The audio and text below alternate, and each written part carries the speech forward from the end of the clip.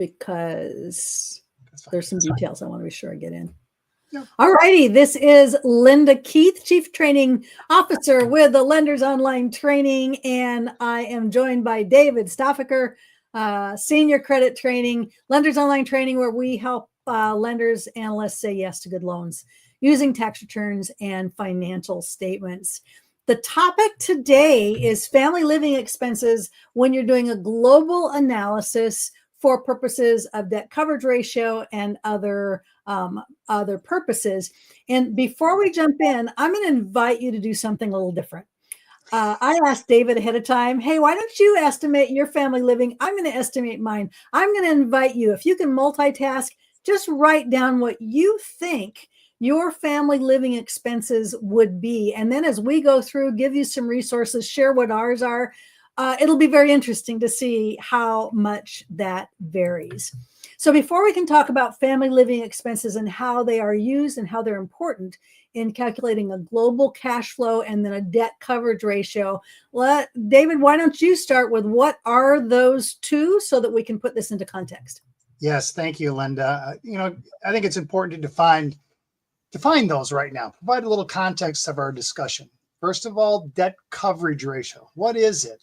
Sometimes known as debt service coverage ratio, right? It's basically math, right? We take the cash available to pay debt and we divide it by annual debt payments. That's what we do. For example, if a debt service coverage ratio was 1:1, 1.0, it basically implies that you have just enough to pay your debts. Bad idea. Nothing extra. And I guess in my experience with a lot of lenders, and when I was a lender, I would always see about 1.25 was kind of that standard that we would deal with. And honestly, even today, I have not seen that ratio move off of that 1.25, surprisingly, but it really hasn't. But that's kind of the standard is what most go by. So what about global cash flow analysis? Well, basically, it's common today that most of our lenders that we work with small businesses, and you have business operations and you have personal owners, we have personal guarantees, and we look at it as one entity, kind of put it all together. Now, why would we do that? Well, basically, we believe that most small business owners kind of control the checkbook, right? They can determine what they can pay themselves. So I think it's important to provide an overall context of, they control where the money's going. So let's look at everything. So we look at not only cash flow that's available coming to them, and also what bills that they own, basically as a business and personally. So Linda, where does family living expenses enter this equation and why? Well, I'll tell you what, when you're doing global cash flow, all of a sudden you have a whole nother category of expenses, and that is the family living expenses of the owner. So we've got net cash flow available from the business after the business covers the operating expenses. And then we have other sources of cash flow to the individual, but it has to be offset or subtracted for those family living expenses if debt coverage ratio is going to be a meaningful number. So debt coverage ratio, how much cash flow available to cover debt, the cash flow available from the personal side has to have a subtraction for family living expenses for it to be a meaningful number at all. And I'll tell you that 1.25, very similar in my experience. I do see that when things get difficult, sometimes we're looking for a little higher, right? So if we're going into a turbulent time with the economy or with this industry or with this family business, we might say, we'd normally be happy with 1.25. I'd sure be happier if it was 1.35. So we'll have a guideline, and then we also might have some flexibility there.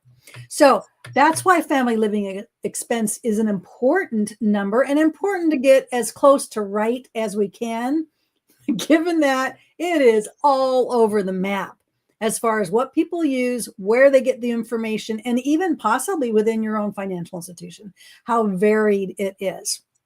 So first of all, what's in family living? Well, I'm going to actually read from my notes here to be sure I get all of this right for you. It includes what I would consider necessary, but then also optional expenses for a given family. So the necessary expenses are going to include housing, and that housing is the utilities and the real estate taxes, homeowners insurance, normal repairs and maintenance. It's going to include food, which in my view is not only what you have for groceries, but your eating out budget. I don't see it as any different at all.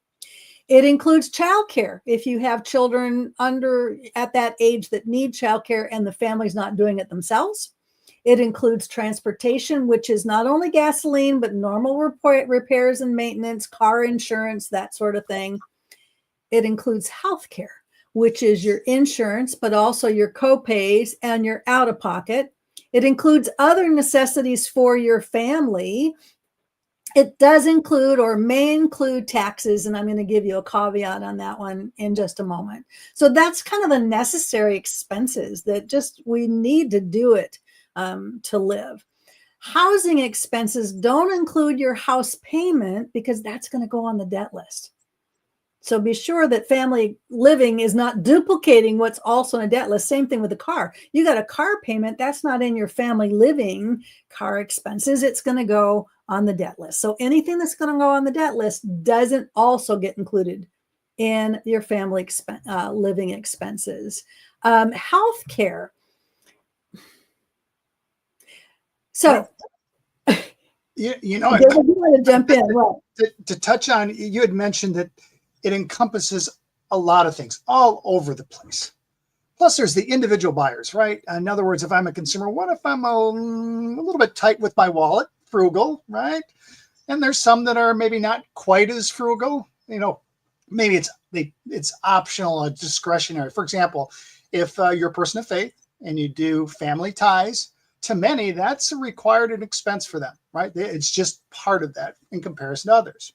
Mm-hmm. Another area which I think that there's a lot of what I would say discretion would be medical expenses. For some of us, in the past, I've had my eyes done, laser surgery, so I don't have to wear glasses anymore. That was optional. I could have bought glasses on a regular basis. So I've had that done and I have not had to have it redone. So it was kind of a one-time event. So how do we include something like that? It's kind of interesting because you're right. You've just touched on two things. Is it optional and is it recurring?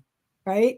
I just had cataract surgery. Oh my gosh, I'm 2015 near and far with no glasses.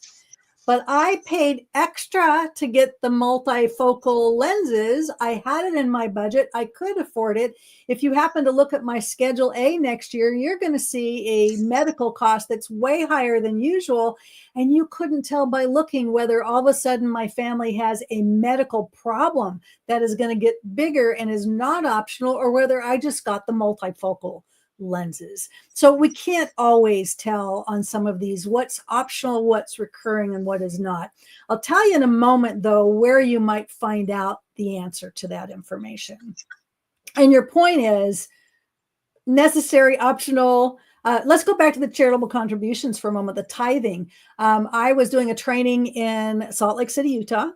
Many of the people in my training belong to the Church of Jesus Christ of Latter-day Saints. One of them said that she bumps the family living expenses for people who go to that church. Wow. And I kind of went, time out. Do you actually know the tithing practices of all the other religions? Because if you don't, it's totally inappropriate to use religion as a marker for family living expenses. But if you have a Schedule A and you've got 2 or 3 years and you can see that that family spends more in charitable contributions, then you can bump family living expenses for a higher charitable contribution amount. So I just encourage everybody to be a little cautious about what they're using, because we really can't use religion, but we certainly can use actual evidence that they have higher charitable contributions than somebody else. Let's see, what else? Oh, taxes should be left out to the extent that they are income taxes when you are going to subtract federal income taxes off of the 1040. So again, we do not want to include in family living something that we're going to count against them in some other way. Then there's optional expenses. It's optional for some, not for others. Entertainment, travel. The charitable contributions actually, in my mind, are in the optional category, although, as David just pointed out, for some people, they don't feel optional at all. So do you even distinguish between these two things? Well, here's the interesting piece to me. My husband and I really frugal. In fact, our first house was an abandoned house with wild dogs living in it because it's what we could afford and we could fix it up. I know. I probably too much information. I shouldn't have told you all those things. I'm not kidding. That's exactly what it was.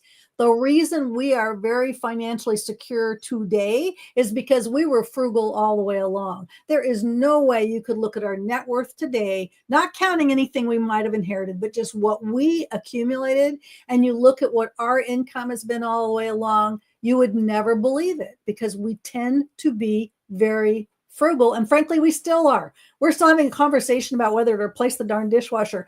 It is not a financial decision. It's just how we are. It's still working. Why would you replace it?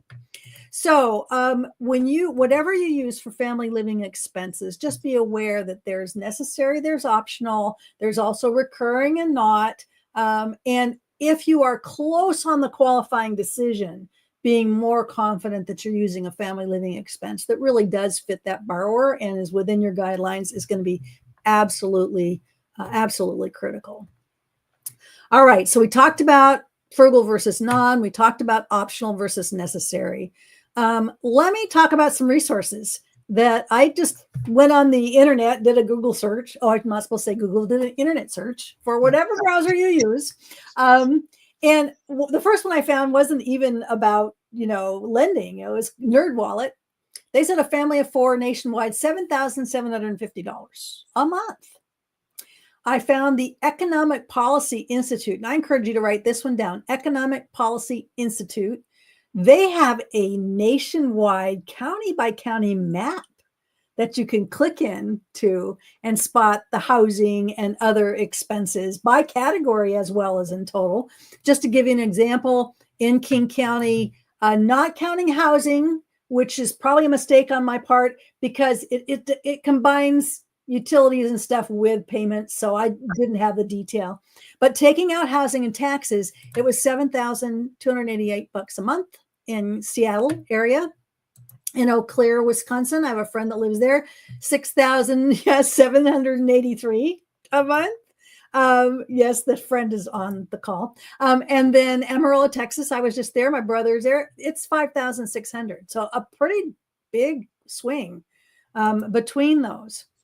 Illinois Farm Management Association has one for Illinois farm families. And their average was $8,000 a month per family, plus $9,000 a year for those extra things. So you replace some floor covering, replace some rugs, something of that nature. And you may have an internal table that your company uses to estimate family living expenses. So in a moment, I'm going to give you the 5 ways that I've seen it done in practice in banks in doing this. But before I do, I'm going to disclose what I came up with for my family living. And then I'm going to ask David to weigh in. And frankly, you have a comment spot. I would love it if you just were willing to share what you think yours is. So mine, amazingly, is about $3,000 a month. It is super low.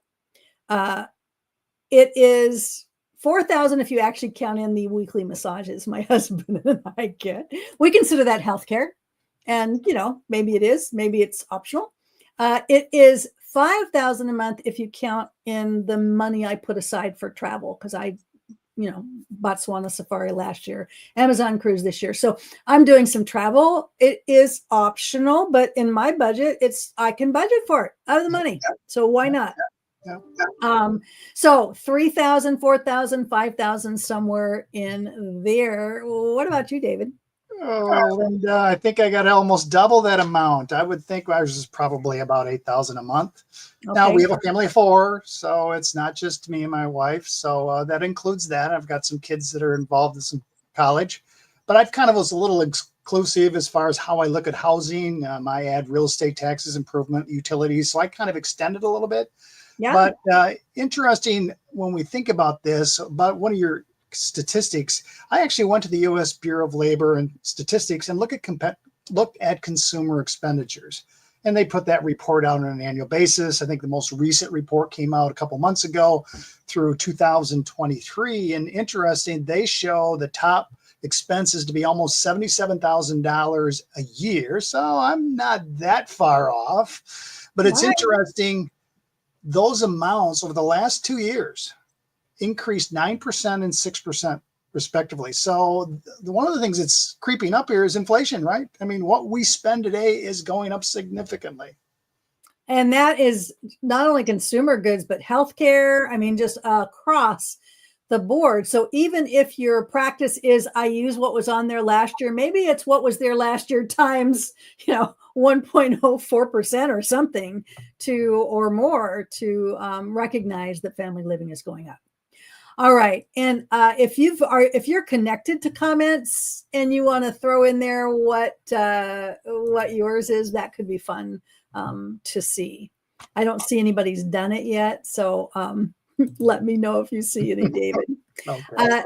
So the next piece then is what I've seen in practice.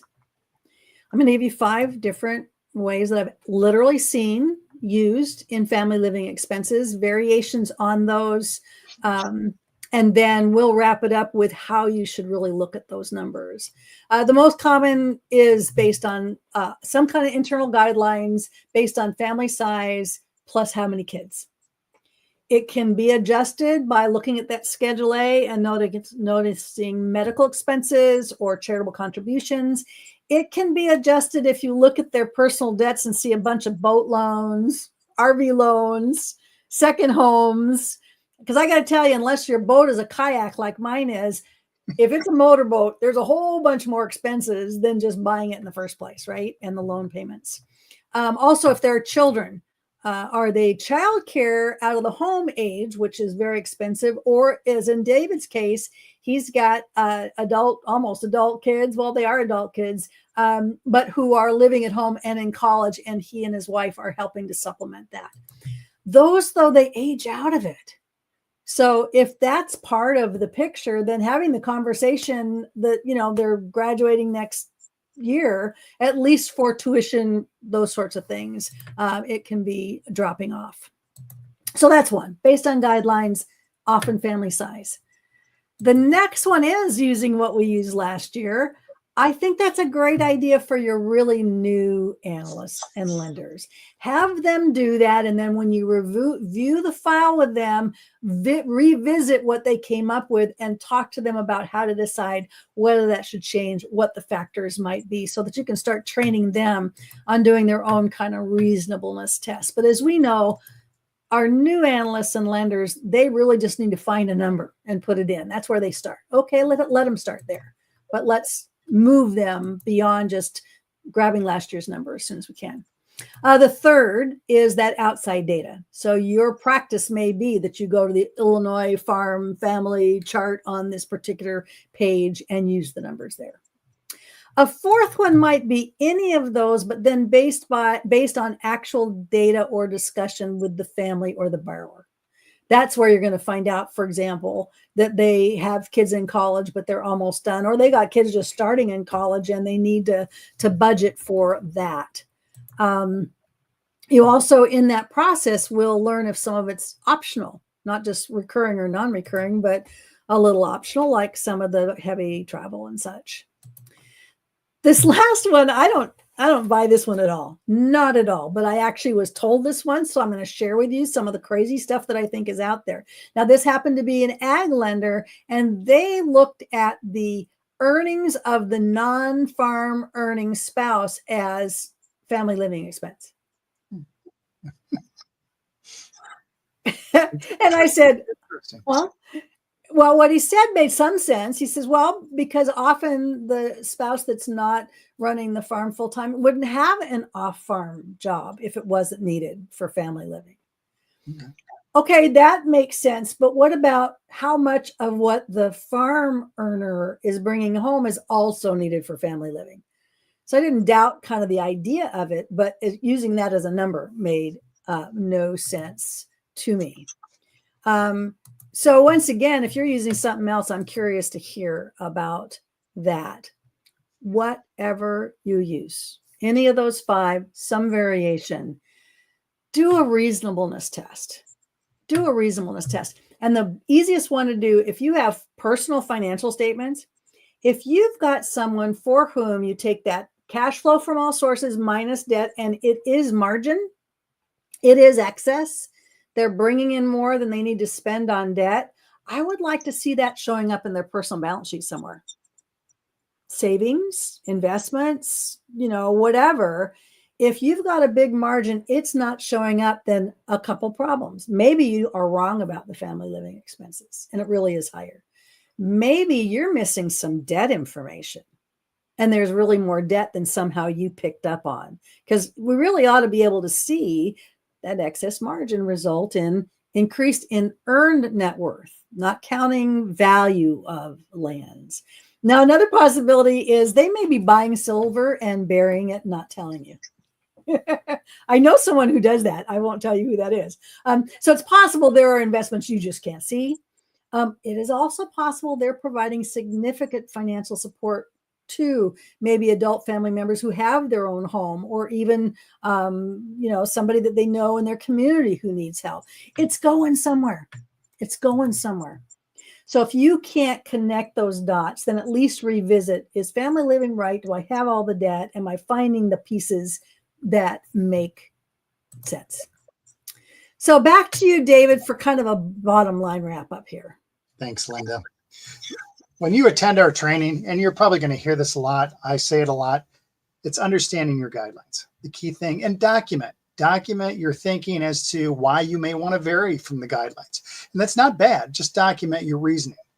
And I want to add one more thing. Whatever guidelines that you use, we stress at LOT is consistency. Do it over and over, regardless if it's a high income earner or not.